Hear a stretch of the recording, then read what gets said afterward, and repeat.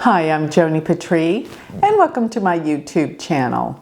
Well, today I want to talk about somebody that's been in the news, and I just like to analyze charts and see what I can see about them. Whether you like the person or not, it's not about that. It's about understanding astrology and seeing it work through people's charts. It's fascinating.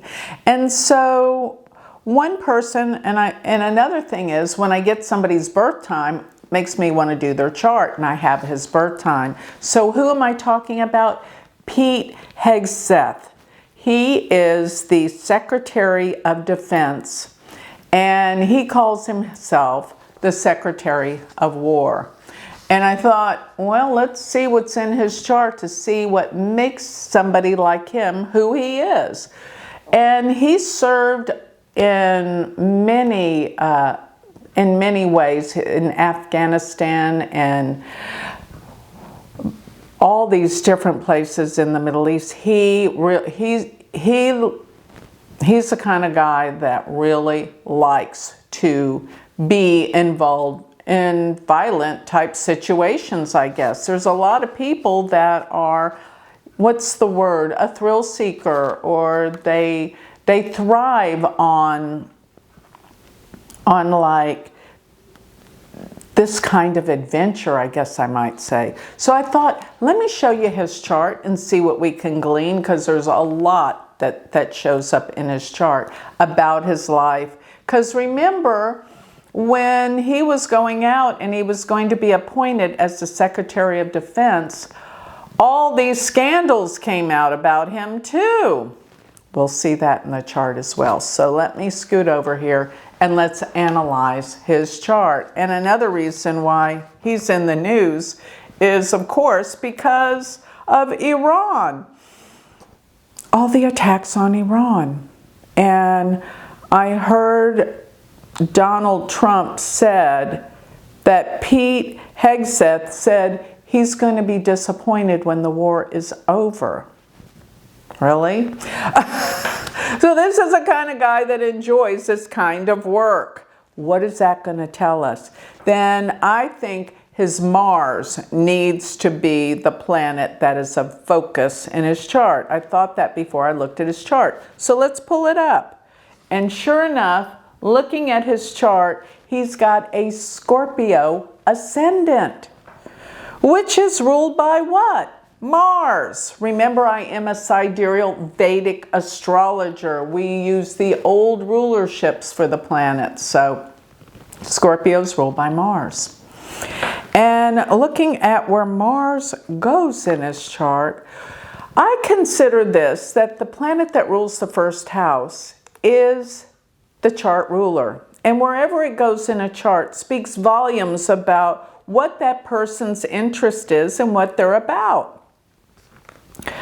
So looking at this, Mars goes to his 10th house, and the 10th house is the house of career. So he is a career-oriented person. His focus, his attention will mainly be about his career. And what is it? It's Mars. Mars is the planet that deals with war and violence, weapons, machinery, all of that. This is Mars. So it goes to his 10th house, and it is in Leo. Doesn't that make sense? Leo is the sign of leadership, and here he is, the leader of war, Secretary of Defense. He is the one that calls the shots. He is the king and the leader. It's in his 10th house. And he has that very interesting conjunction that I said represents someone that never, ever gives up. You know, they can be knocked down, and they are, because it's not an easy aspect, but they never give up. They get back up and keep going at it till they succeed. What is that aspect? Mars conjunct Saturn. Or it can even be Mars opposed Saturn, but he has Mars conjunct Saturn in the 10th house of his work. He is a go-getter. He is determined. He is focused to make things work. He's not going to give up. till he gets what he wants. And they're both in Leo. Leo is the most determined in terms of leadership. And they're in his 10th house of his work and his career. Here he is, a strong leader, like it or not. That's what he's all about. Jupiter's even there, which expands it all the more. Expands that aspect of determination, the Mars-Saturn. And Jupiter rules the 2nd and 5th house. It is a great planet for Scorpio ascendant. Goes to the 10th house. It's how he makes his money, through his career and leadership, because the 2nd house ruler is how you make your money. But the most interesting thing about this chart is, I mean, there's so many interesting things. His sun goes to the 7th house, which can cause some problems in marriage and relationships. In Vedic astrology, we look at the sun as a malefic. Why?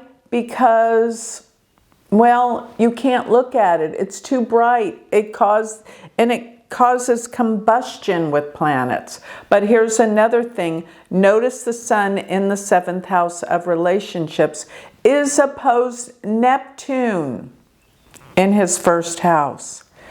And that can mean there could be some possibilities of untruthfulness. I have seen that too. Neptune opposing the sun or conjunct the sun.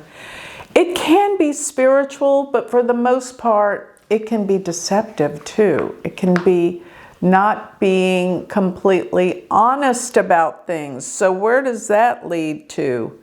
Let's look at his 8th house. The 8th house is the house that can deal with corruption. Yes. It can deal with scandals. Yes. It can deal with addictions and things like that. It's a problematic house. And it also is, by the way, the house of death. And he has the ruler Venus and Mercury in the 8th house. Now, Venus rules the 7th house and it goes to the 8th house. Problems in marriage, yes, this is all around. And he was accused of all sorts of infidelities and things in his marriage and scandalous affairs while he was running for this office, this position. Not so cool, let me say that. And Mercury in the 8th house, it is the ruler of the 8th in the 8th. So this exemplifies and expands what the 8th house is about. And Mercury is with Venus, casting its energy on Venus, and it rules the 8th house. Mercury for Scorpio ascendants, by the way, is the very worst planet because it rules the 8th and it also rules the 11th. And for the 11th house ruler to go to the 8th, he has some friends that are not good friends. They'll tell on him that he can't get away with much because his friends will be, well, they'll rat on him. The ruler of the 11th, which is friends, going to the 8th house of corruption. But, you know, maybe he needed that. It's nice to have friends that support you, but when you're doing the wrong thing, friends do need to be honest and truthful, because you know what? You got to wake up anyway, because with these planets in the 8th house, he's got some major lessons to learn. And the 8th house is death. Let me say that. Jupiter right now in the sky, though, is transiting Gemini, so he's pretty much protected during all these attacks and war. But hey, when we get Saturn coming through, Saturn can cause some problems. Now let's talk about that. Look where his moon is. His moon is in his 5th house, and that is the house of creativity, talent.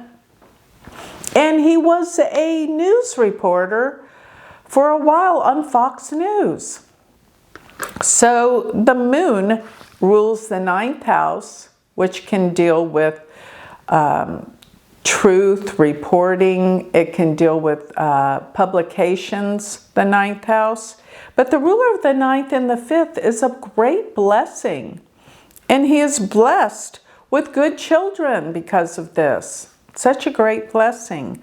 But that moon in Pisces can be somebody that has really strong beliefs. And it's just, that's their way of being. They believe strongly in things. So he can be religious. He can be over the top, you know, into some kind of religious beliefs. But the most important thing I want you to realize right now is where transiting Saturn is in the sky. It's in Pisces. He is in Sadi Sati. This is not an easy time. Even though Jupiter is giving him great protection, Saturn's on his moon. He's going through a difficult time right now. Don't kid yourself.